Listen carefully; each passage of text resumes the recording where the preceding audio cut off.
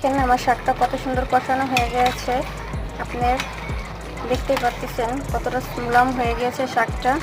এখন আমি ভেজে রাখা মাথাটা দিয়ে দেব। আমি এদিকে পাঙ্গাস মাছের মাথাটা ভেজে রেখেছিলাম, অবশ্যই আপনারা দেখছেন। এখন সেই ভেজে রাখা মাথাটা আমি আপনার শাকের ভিতরে দিয়ে দেব। মাছের মাথাটা দিয়ে ভালোভাবে দুটো একসাথে কষিয়ে নেব।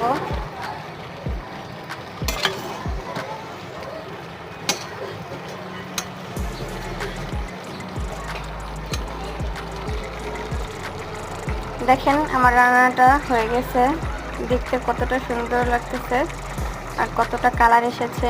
আপনি যে জিনিস দেখতেও ভালো লাগে, খেতেও ভালো লাগে, এটা কিন্তু একদম বাস্তব কথা, জানেন। অবশ্যই ভিডিওটা ভালো লাগলে লাইক কমেন্ট শেয়ার করবেন, সবাই বেশি বেশি লাইক